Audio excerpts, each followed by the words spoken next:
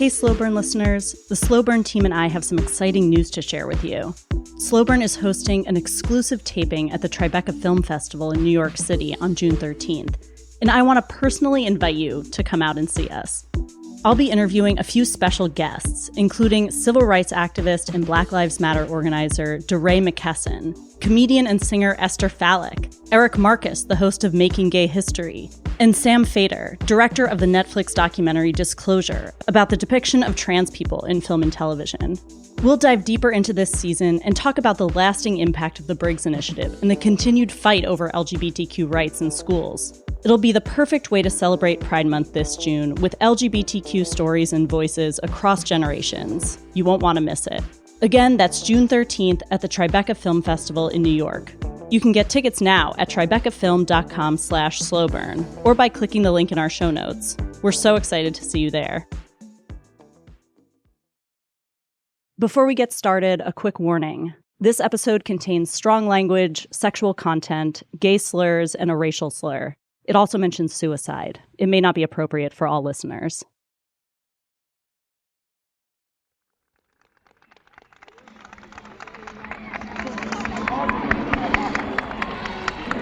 On September 18th, 1977, 17,000 people came to the Hollywood Bowl for a fundraiser to fight John Briggs's gay teacher ban and the growing anti-gay movement. It was one of the first events ever where celebrities let themselves be seen supporting a gay cause. Paul Newman, Carol Burnett, Olivia Newton-John, and John Travolta were all there to see the show. It was called a Star-Spangled Night for Rights, and it really lived up to its name. An ad for the event quoted Thomas Jefferson below an image of a soaring eagle. And the whole thing kicked off with the audience singing along to the national anthem.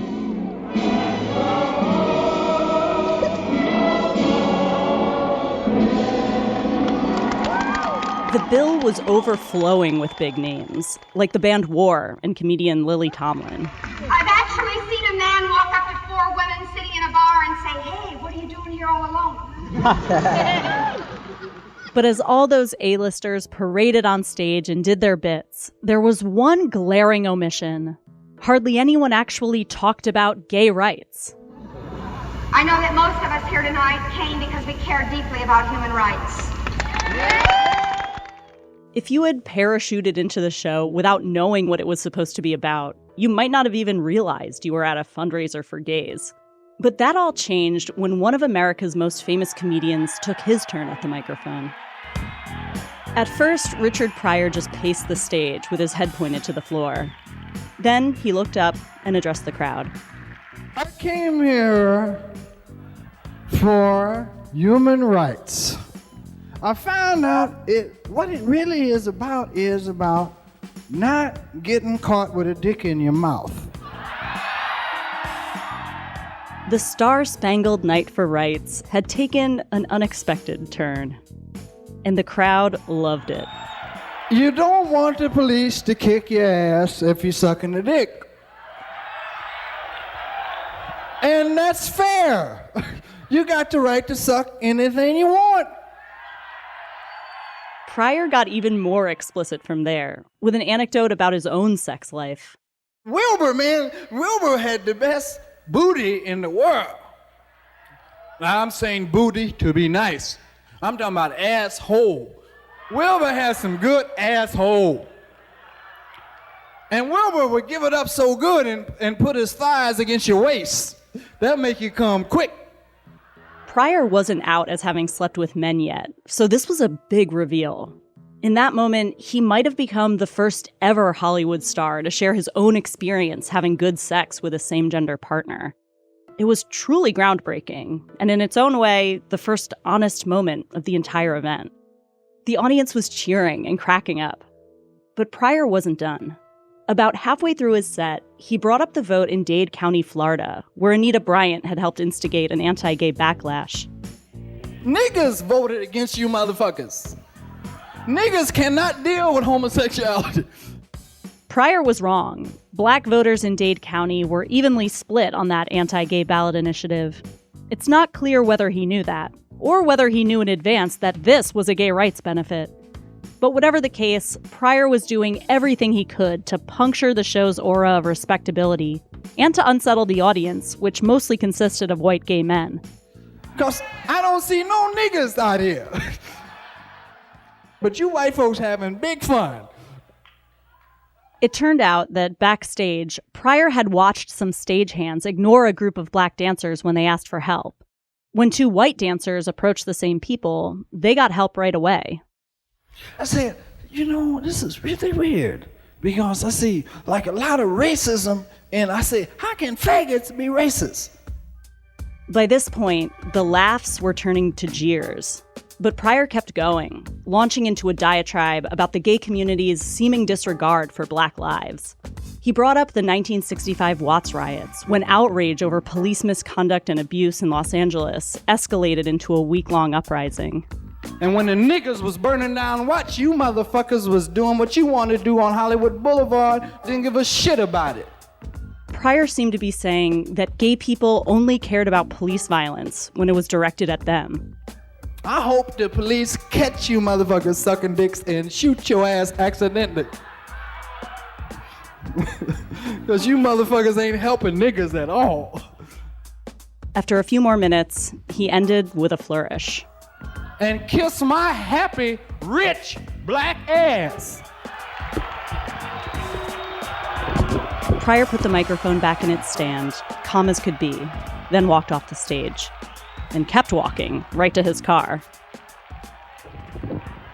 The show's producer grabbed the mic and tried to salvage things. I just hope everyone realizes that was totally unplanned, and I think that everyone connected with this is very, very embarrassed by that. Tom Waits was on next, but the audience was so agitated, he gave up after 2 songs. All that was left was the closing act, gay icon Bette Midler, who started out by thumbing her nose at the black comedian who'd gone before her. Well, who wants to kiss this rich white ass? A Star-Spangled Night for Rights raised about $350,000, but the production costs were so high that only a small fraction of that money went to fight the Briggs Initiative. After the show, it was Richard Pryor's tirade that made headlines. For the most part, gay people were enraged that Pryor had stood up before a huge gay audience just to use a gay slur, call them hypocrites, and wish for them to be shot by the police. But one black gay man wrote into the Los Angeles Times to say Pryor was right. He wrote that if anyone doubted whether the gay community was prejudiced, let any person who is fat, black, ugly, or female try going to a gay club alone. Another letter saved its anger for the fundraiser itself, criticizing its coy, euphemistic approach to gay rights. Proposition 6 was a dire threat to gay people all across California. So where were the demands for gay liberation? Where was the call to arms? This is Slow Burn, Gays Against Briggs. I'm your host, Christina Cauterucci. That star-spangled fiasco of an evening and the public response reveals a lot about where the gay community was in September 1977. Flailing on messaging, at odds with one another, and ill-equipped to address their differences. Before the Briggs Initiative, there had never been a statewide vote on gay rights, so there was no blueprint for how to win one. And in California, no one could agree on a plan. It was just this sprawling, growing, a little bit uncontrollable movement. And it was like 2 different worlds. They thought we were elitists. And they said we were a bunch of street rowdies. This is episode 4. You Must Come Out.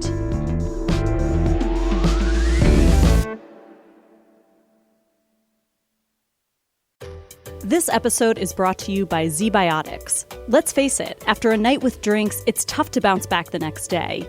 You have to make a choice. You can either have a great night or a great next day. Introducing Z-Biotics. Z-Biotics pre-alcohol probiotic drink is the world's first genetically engineered probiotic. It was invented by PhD scientists to tackle rough mornings after drinking. Here's how it works. When you drink, alcohol gets converted into a toxic byproduct in the gut. It's this byproduct, not dehydration, that's to blame for your rough next day. Z-Biotics produces an enzyme to break this byproduct down. Just remember to make Z-Biotics your first drink of the night. Drink responsibly, and you'll feel your best tomorrow.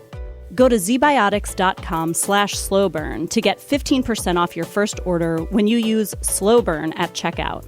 Z-Biotics is backed with a 100% money-back guarantee, so if you're unsatisfied for any reason, they'll refund your money, no questions asked. Remember to head to zbiotics.com/slowburn and use the code slowburn at checkout for 15% off.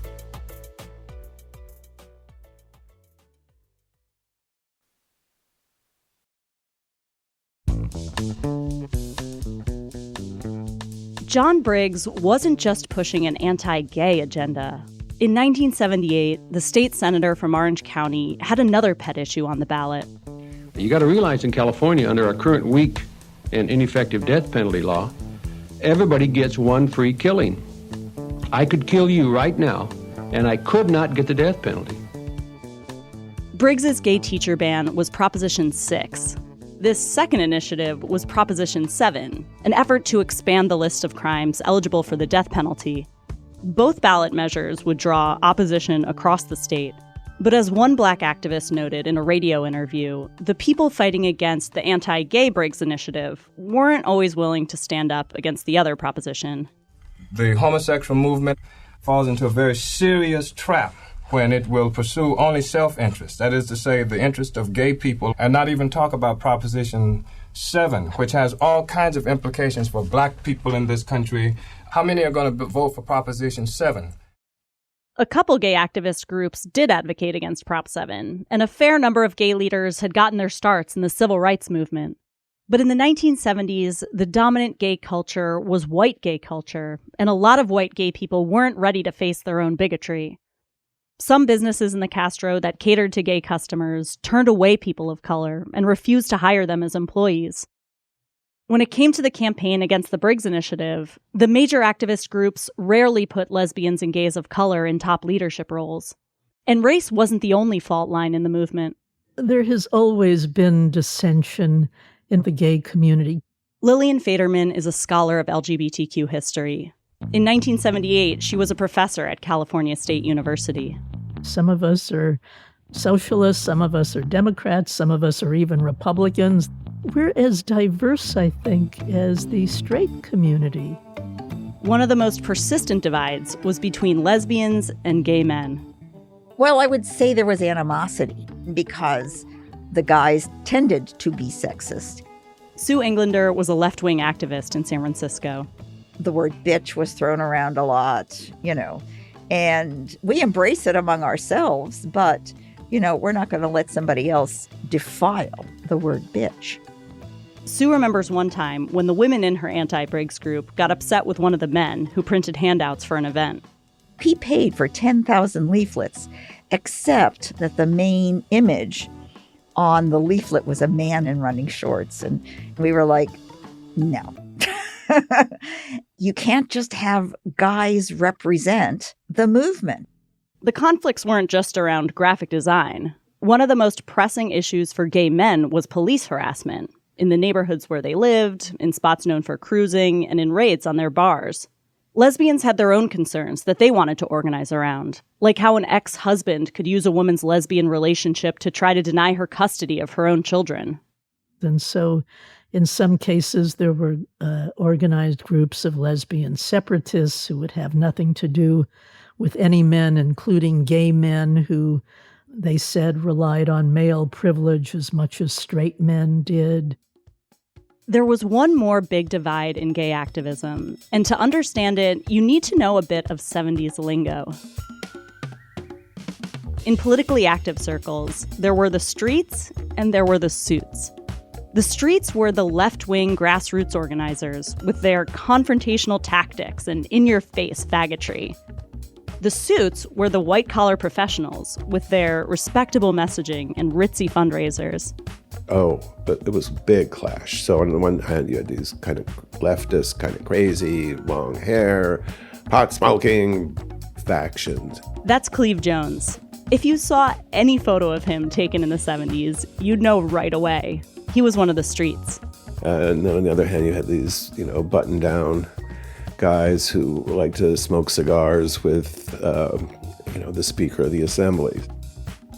The biggest, baddest suit of them all was David Goodstein. He was the owner and publisher of The Advocate, a gay newspaper that he'd turned into a glossy magazine. Goodstein, who died in 1985, was a gay man, and he supported the gay rights movement. But as a matter of strategy, he thought gay people shouldn't be the face of it.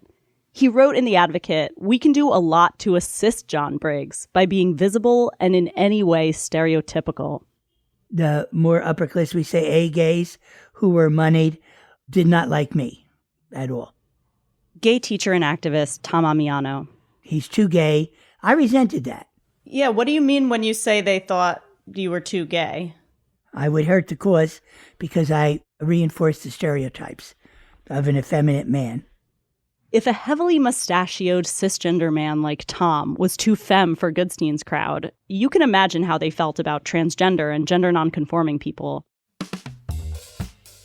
My community couldn't believe that gay people could run their own future. David Mixner was a gay political strategist in Los Angeles, a suit more or less. He told me that when he helped launch an anti-Briggs group, Goodstein and others tried to discourage him. They thought there was no way gay rights could win a popular vote. Instead, they wanted to let the Briggs Initiative pass, then hope that a sympathetic judge might strike it down. But eventually, Goodstein and the other suits did agree to back David Mixner's group, on one condition. That the campaign manager couldn't be gay. So they hired a leader who was competent, experienced, and a heterosexual man. If you had to summarize the group's messaging strategy, it was basically don't say gay. They published a speaker's manual with a list of phrases to avoid. Gay rights, gay liberation, gay is good. They wanted to reassure potential voters that you could vote against John Briggs' initiative and still think homosexuality was wrong. They wanted to talk about the issue was privacy and keeping government out of our lives. It's not an issue of sex or morality. Paula Lichtenberg was a lesbian organizer in San Francisco. She thought the suits had learned nothing from the fight against Anita Bryant, who'd insinuated that gays were pedophiles with very little public pushback. The groups in Miami-Dade had made a really big mistake by not addressing the myths about homosexuality. Paula co-chaired an activist organization that would play an essential role in confronting the homophobia of Proposition 6. It was called the Bay Area Committee Against the Briggs Initiative, or BACABI. Their approach is a good example of what organizing looked like on the other end of the anti-Briggs spectrum, the streets. BACABI wanted to change people's minds with big rallies, speak-outs, and one-on-one conversations in community centers and union halls. They made a big push to bring organized labor into the anti-Briggs fight, pointing out that Prop 6 would override teachers' union contracts. They got more than 1,000 statewide and local unions to sign on to the campaign, including the Teamsters, who remembered how the gays showed up for the Coors beer boycott. Harvey Milk, who'd partnered up with the Teamsters a few years earlier, was now a much more prominent leader, California's only openly gay elected official.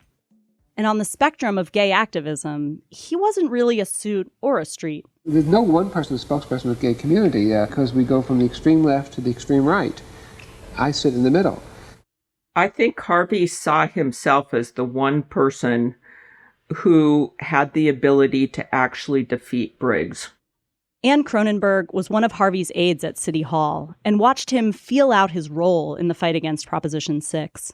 She was in the room for a decisive moment when Harvey met up with a big group of the suits. All of the people were like, well, I don't think we should be in your face about the Briggs Initiative. I think we should just talk about human rights, not about gay rights.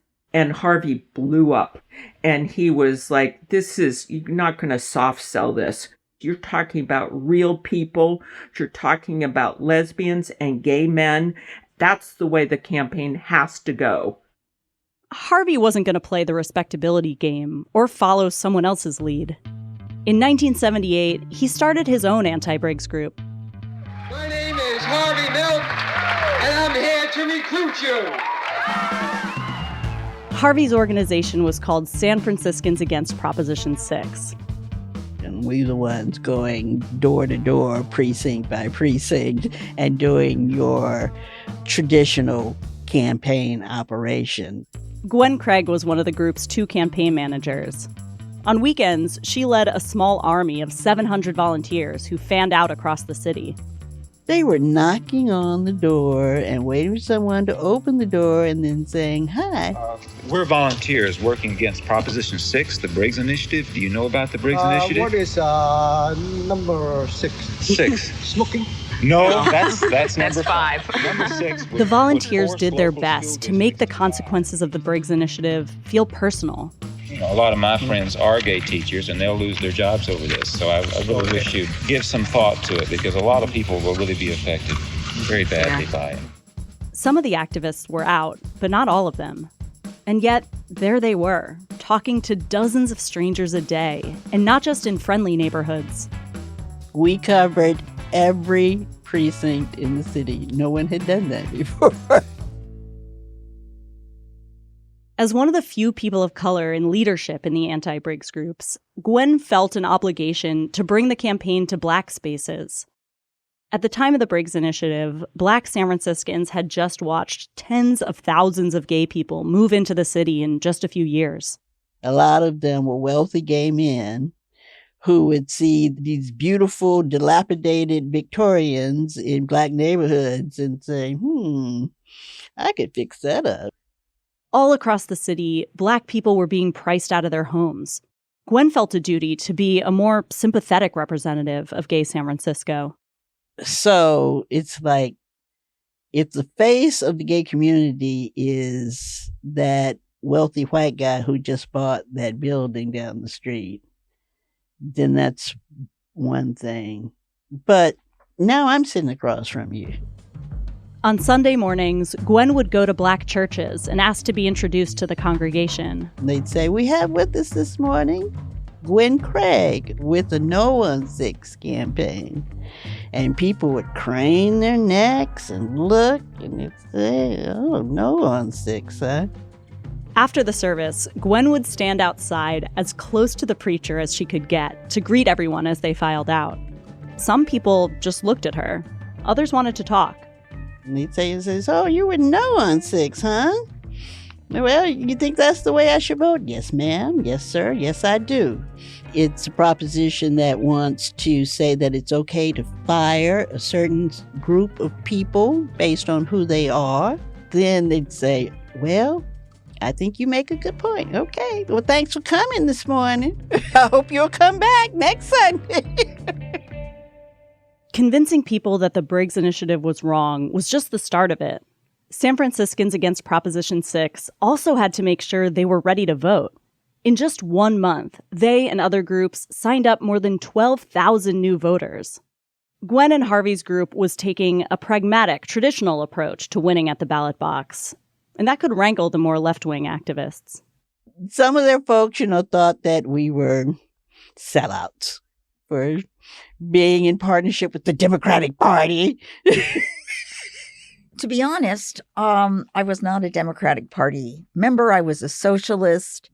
That's Sue Englander again, from the more leftist group, Bakabi. Harvey Milk wasn't politically active the way we wanted to see. We wanted more militants. Some of these differences might seem slight after all these years. But at the time, among lesbians and gays and bisexual people like Sue, the divide could feel vast. Resentment between the groups festered and sometimes spilled into the open. In July of 1978, the San Francisco Examiner ran a story on the lack of unity among anti-Briggs groups. It said that gay activists were fragmented and in disarray. But activist leaders had already decided that they didn't have to think alike to beat the Briggs Initiative. On the heels of the stinging defeat in Eugene, Oregon, they knew they couldn't waste time arguing over tactics. So they published a joint letter to the editor saying they were prepared to fight alongside each other. Each group had its own lane. The suits could fundraise, the streets could do outreach, and Harvey Milk's group could get out the vote. Paula Lichtenberg of Bakabi. We didn't always agree, but we realized that we had a common threat. In a speech the next year, Gwen Craig acknowledged that the gay rights movement had its problems. But she said that recognizing their differences and fighting for each other was the only way they could ever hope to succeed. And when we fight back, we got to be real sure to fight it all back. We got to fight back against gays who hate blacks as much as against blacks who hate gays. We got to teach the ones who make it to the top that they have a responsibility to us on the bottom. And more than anything, we got to love each other. Harvey Milk understood that the people who wanted to ban gay teachers didn't care about who was a Trotskyite and who was a Nixon apologist, who was a flaming queen or a butch dyke, and who was a respectable square.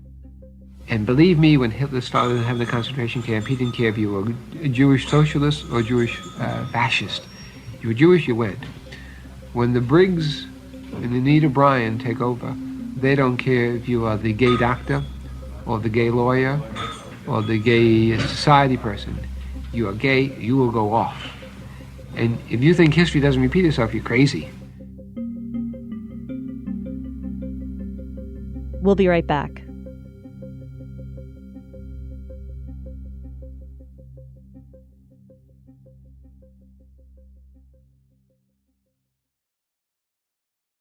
A U.S. senator destroyed by blackmail.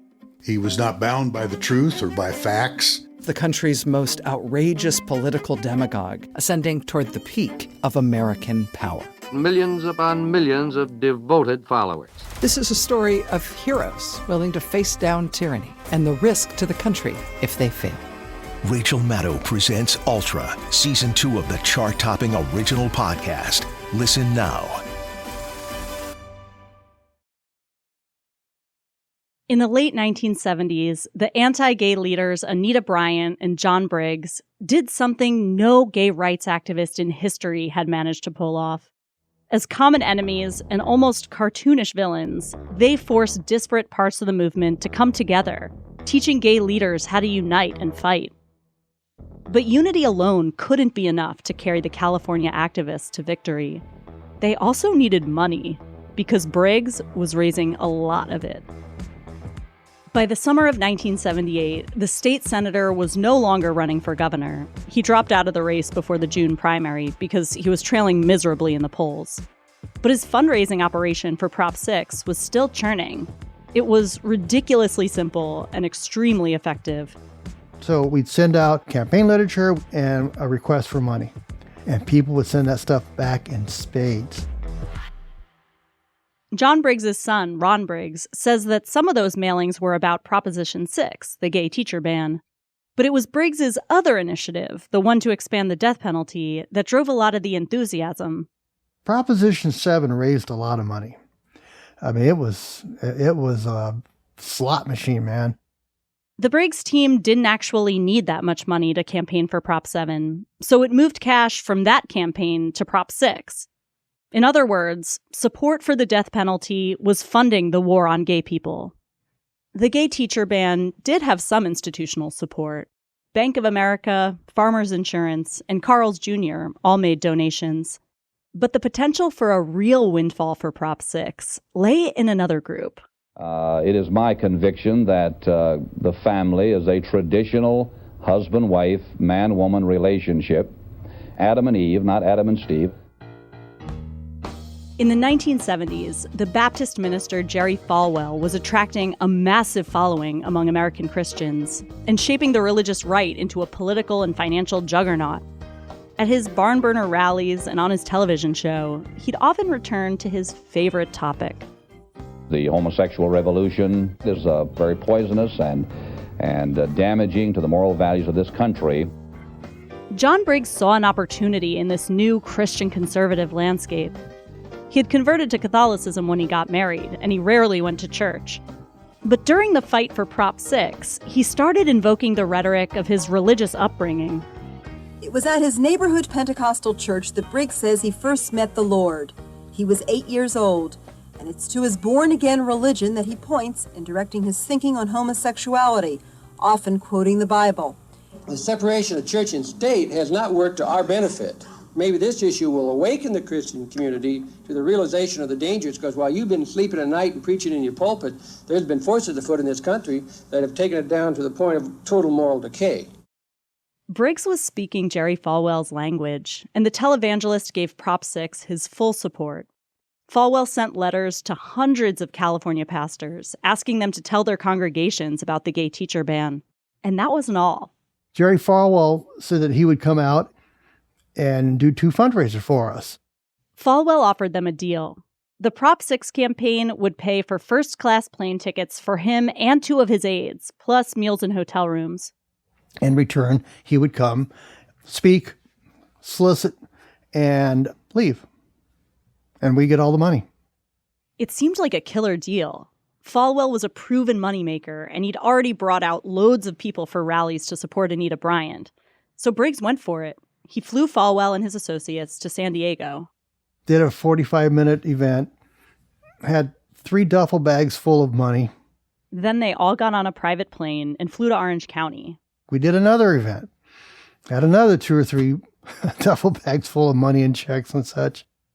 Falwell and his crew raised $70,000 for John Briggs. They dumped it all out, cash and checks, on a hotel bed, like a scene out of a gangster film.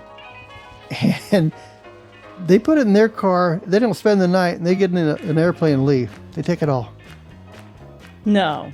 Oh, the money that they said was going to go for Prop 6? 5 duffel bags, 6 maybe. Did you ever confront them about that? We had to. Yeah. They said it's ours. He just cut us off and took the money, and so much for holiness. Falwell did eventually send Briggs a check for what he said was the money they'd raised, minus expenses. In the end, it added up to less than half of what they'd brought in that day. It was a disillusioning moment for a young Ron Briggs. This moral leader, a man of God, had gone back on his word just to enrich himself. To this day, Ron doesn't like using Jerry Falwell's real name. He prefers a schoolyard taunt coined by Hustler magazine publisher Larry Flint. And Jerry Fartwell, sorry. Even if Jerry Falwell conned John Briggs, the template was there. Religion was a major moneymaker for the anti-gay side. Gay activists hoped it would work for them, too. I preach the same gospel that Jerry Falwell does. The man of God on the other side of Prop 6 was a minister named Troy Perry. We hope the day will come when a person like me won't have to appear on a television program and discuss homosexuality, but that we'll come to the age where people will say, well, yes, those 2 guys live together, but so what? Reverend Troy Perry is a legendary figure in gay America. In 1968, he founded the Metropolitan Community Church in his Los Angeles living room. By 1977, this place of worship built for gay people had grown to 23,000 members in 121 congregations. John Briggs was not a fan. I think Troy Perry is a joke, obviously. Anybody who is immoral and abnormal and says, what I'm doing is all right under the eyes of God. I'm homosexual and he loves me. But just because he loves somebody doesn't mean that God approves of what he's doing. Troy had tried to use his influence to stop Anita Bryant. He even traveled to Miami to campaign against her, only to watch her win. He told me that when the fight came to California, he felt overwhelmed. Watching what had happened, it was just too much. I thought, we have to stop it in California. If we lose here, it'll be 50 years before we ever get back up again. Troy's friend, the political strategist David Mixner, was just as worried.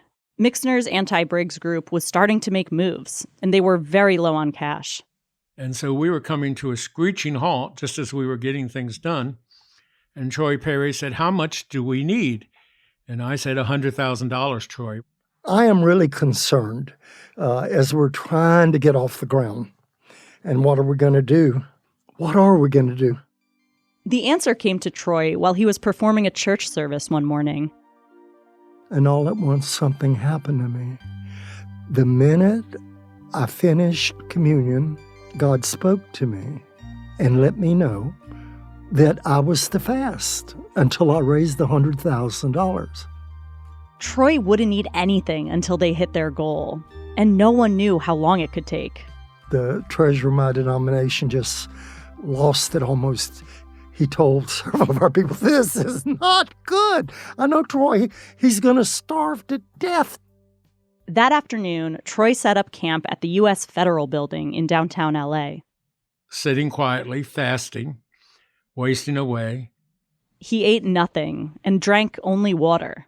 Scripture said after Jesus fasted 40 days, he was hungry, didn't say he was thirsty. For nights on end, Troy slept in a sleeping bag on the marble steps of the Federal Building. The police would go by and turn on their sirens just to wake me up. The police station was a half a block away from where I was fasting. And that upset them too, because they can't come up on the federal property and arrest me. Only the feds could do that. Sometimes people showed up to heckle Troy or quoted the Bible at him. He'd quote it right back. One woman got so angry, she slapped him full in the face. Troy's mother and his partner were both there, watching it happen. They start trying to go forward like they're going to jump on the woman. And I said, whoa, everybody. I said, sister, Scripture tells us not to do things like that. Troy had been out there for 2 full weeks. His fast was getting attention, and donations were pouring in. But $100,000 was a lot of money in 1977, more than $500,000 today. And Troy would not eat until he hit the mark. He said he wouldn't stop until the checks were deposited. No pledges allowed.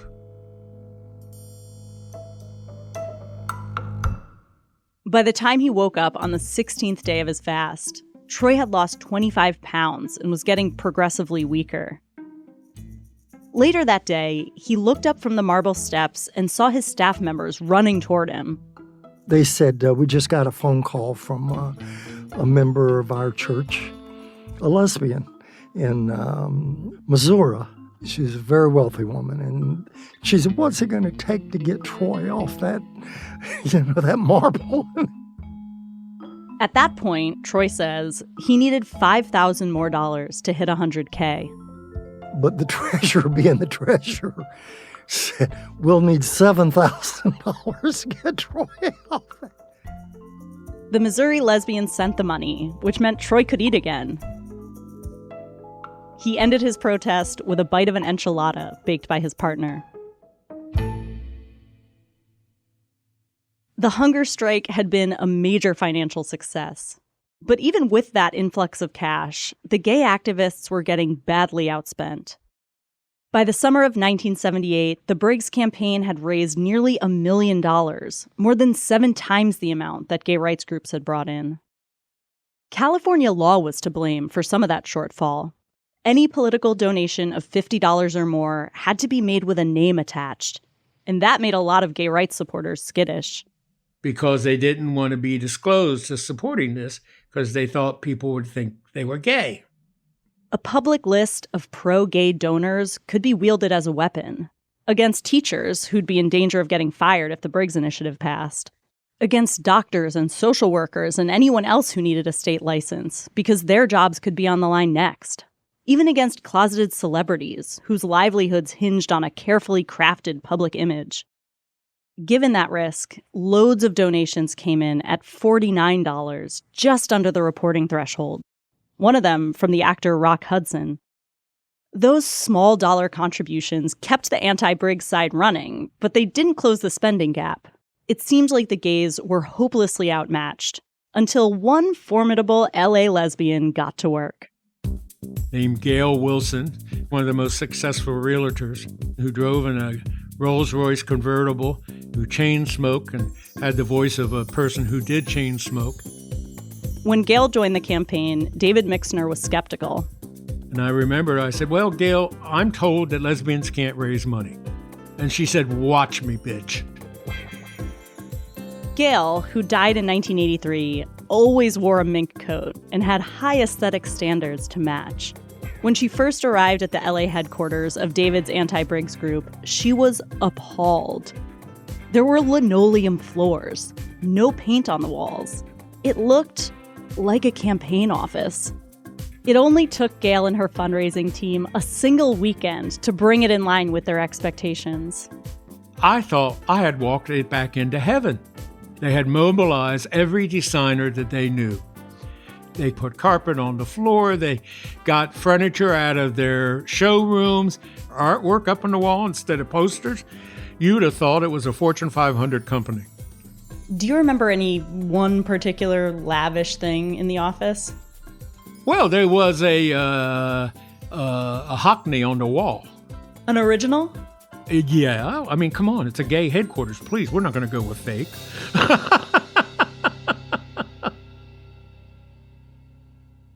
Gail didn't just curate the group's art collection. She also transformed its public image. LA was where California's money was concentrated, and Gail knew how to get to it. One of her most glamorous fundraisers was a luncheon at the Beverly Hilton Hotel. David asked Gail if he could come. She said, no men are allowed, except you and Peter, who was my partner at the time. You can sit in the back. What did they serve at the luncheon? What did people eat? I don't know. We weren't allowed to eat. You didn't even get a meal? No. I can see why she was effective. We weren't even allowed to be at a table. More than 250 people came to that fundraiser, including Donna Summer and Cher. And their checkbooks were wide open. She put the myth that lesbians can't raise money to rest, I think, forever. Gail also proved her worth on the organizing front. When she heard that the Beverly Hills Chamber of Commerce had voted to endorse the gay teacher ban, she was incensed. And I said, Gail, I got to be real honest. I don't think it's going to hurt us in Beverly Hills. And we've got to worry about Orange County and San Diego and Riverside and Ventura County.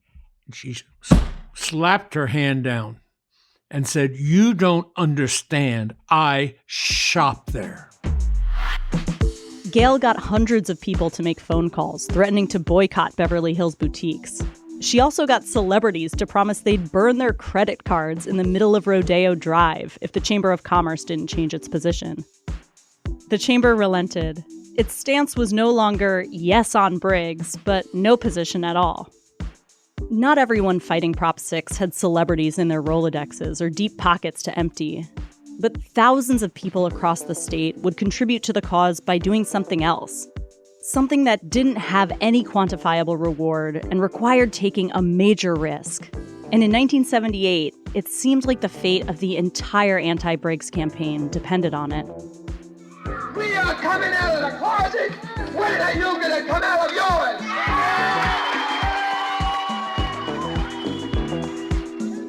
We'll be back in a minute.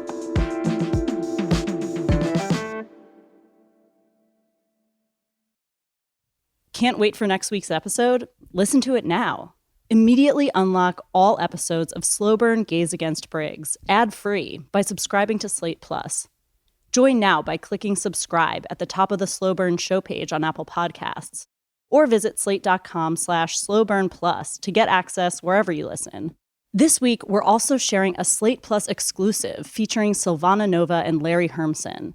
Silvana is the person you see raising a fist on this season's cover art, and Larry is the one who made the photo back in 1978. We had a beautiful conversation about how they turned it into a poster to raise money to fight the Briggs Initiative. And we talked about how gender nonconforming gays like Silvana and Larry, street queens they called themselves, had their own flourishing culture in San Francisco outside the mainstream gay scene. You can listen now by joining Slate Plus. Again, just click subscribe at the top of the Slow Burn show page on Apple Podcasts or visit slate.com/slowburnplus. Well, I spent the 50s very much attempting to hide the fact that I was a lesbian. And that meant putting down and holding down a whole part of myself that was really vital to my being. Sally Gearhart didn't come out until she was 40 years old. But once she did, she found it so liberating she couldn't stop doing it. She'd walk around San Francisco telling everyone she saw, "Hi, my name is Sally Gearhart, and I'm a lesbian." We have been made invisible because the word might get out that women can love each other. Sally, who died in 2021, wasn't all that political in her youth. But once she was out, she became a radical feminist. She co-founded the Women's Studies Department at San Francisco State, where she was one of the first out lesbians in the country to get a tenure-track position. And she was a mesmerizing speaker. There are those people, apparently, who question the health and the beauty and the naturalness and the strength of same-sex relationships. And all I've got to say is I wish they were here today. When Harvey Milk started to organize against Briggs, he partnered up with Sally, knowing that a lesbian feminist counterpart would help bring women on board. Gay liberation, as long as it stands on a feminist base, is serious about changing society.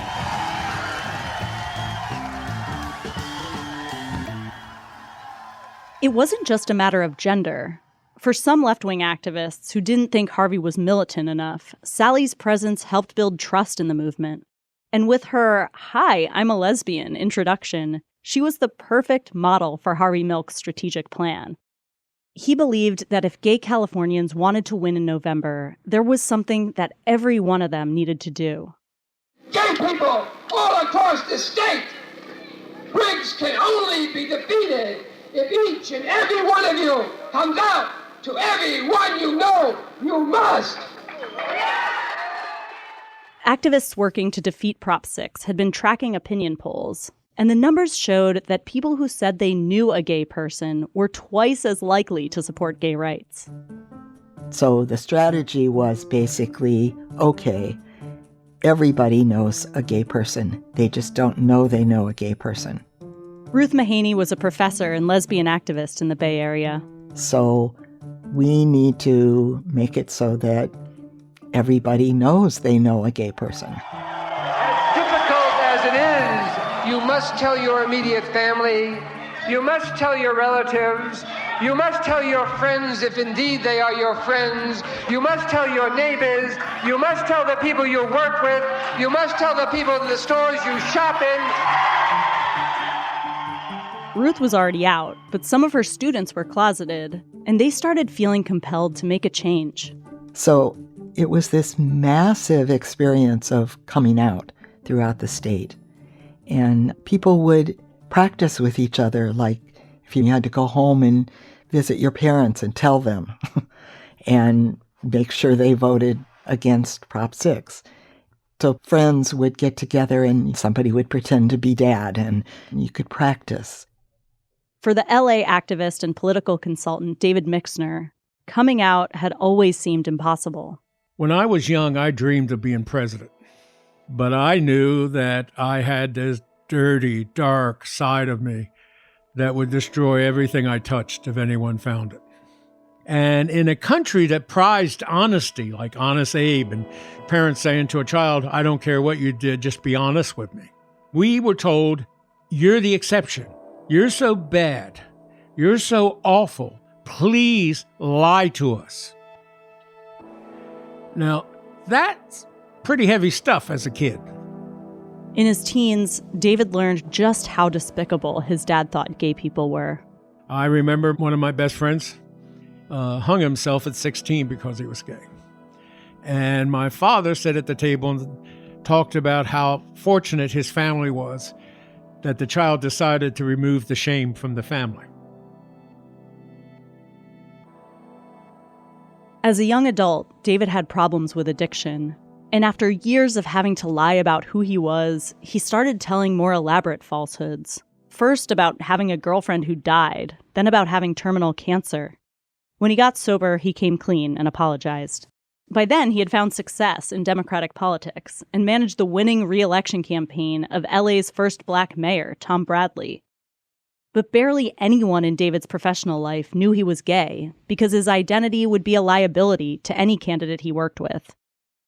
By the time John Briggs announced his proposition, David had helped found a gay political action committee, but he was still not publicly out. And he was watching gay activists fail miserably in places like Dade County, Florida. We were losing these elections, and I was ducking. I was hiding. And my community needed me. David wrote a letter to 100 of his professional contacts. The first part was about everything he'd achieved so far.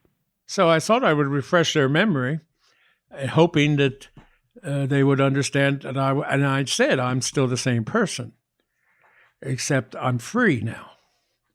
That's how I came out. And then I asked them to send $25 to help us prepare for the Briggs Initiative. One of the people who got that letter was the Attorney General of Arkansas, Bill Clinton. He and David had become friends in the movement against the Vietnam War. Clinton supported David after he got the letter, but a lot of others didn't. The moment I came out, I had Democrats who I had written checks for send the checks back. I paid a pretty heavy price, but nothing like I've gained from coming out. I came out at 30, and my life didn't begin until I came out. During the Briggs campaign, Harvey Milk's aide, Ann Cronenberg, took her boss's appeal to heart. Harvey had encouraged all of us to come out to our families, which I did to my family that year. How did that go? Not well. In 1978, Ann wrote her father a letter telling him she was a lesbian.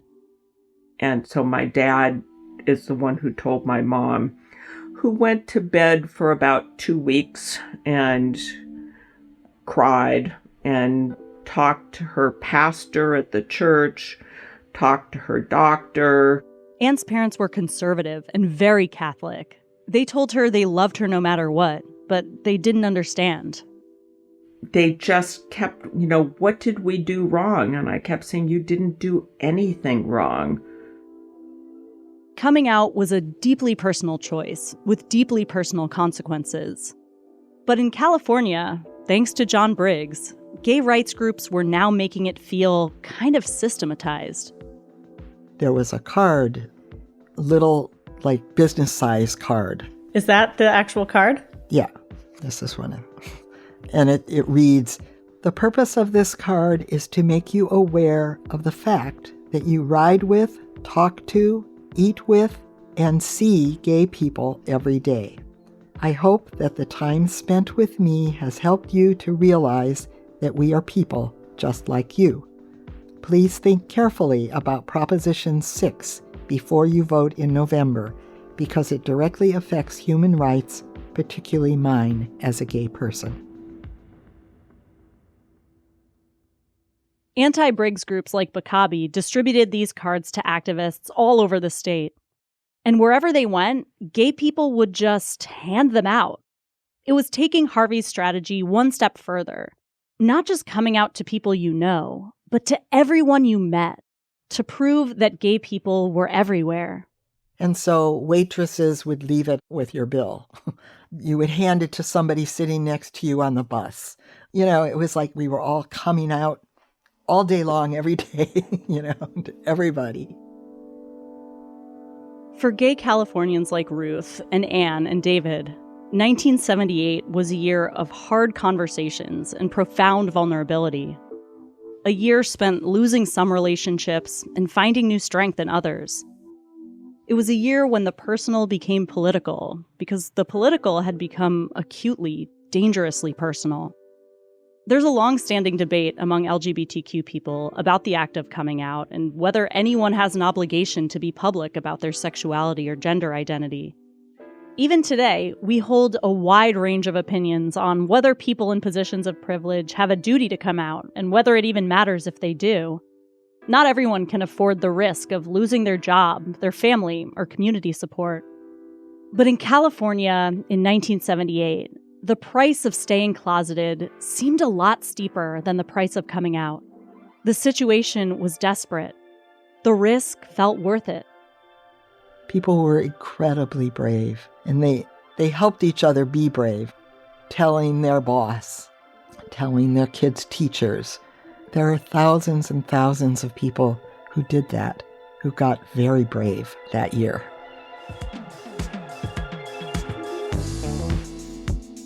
Next time on Slow Burn, the fight over the gay teacher ban gets dangerous. She woke up and they were pounding on the van and rocking it back and forth. She was afraid they were going to tip it over. I get this letter, and on the outside it says, American Nazi Party. I'm like, oh, shit.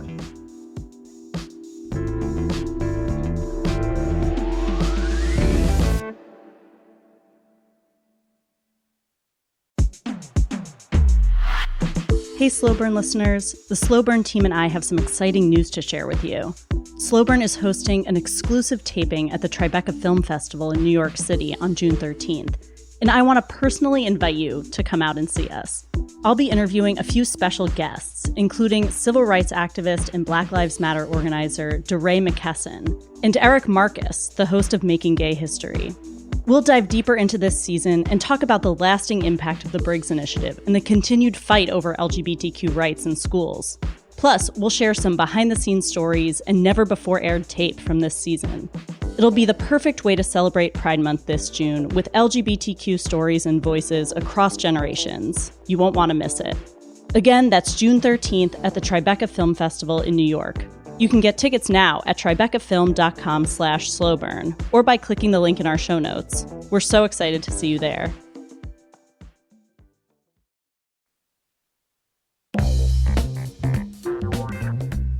This season of Slow Burn was written and produced by me, Christina Cauterucci.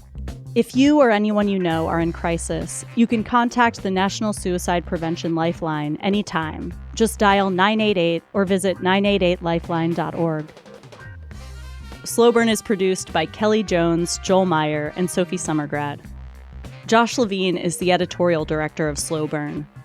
Derek John is our executive producer. Susan Matthews is Slate's executive editor. Merritt Jacob is our senior technical director. We had engineering help from Madeline Ducharme. Our theme music was composed by Alexis Cuadrado. Ivy Lee Simones did the cover art, which features an image of Silvana Nova from a poster designed by Larry Hermson and the Too Much Graphics Collective. We had production help from Emily Gaddick, Emily Shaw, Jared Downing, David Iskandarian, Canberra Moniz Edwards, Jude Jaffe-Block, Dave Clark McCoy at Studio Pods Media, and the Women's Audio Mission in San Francisco.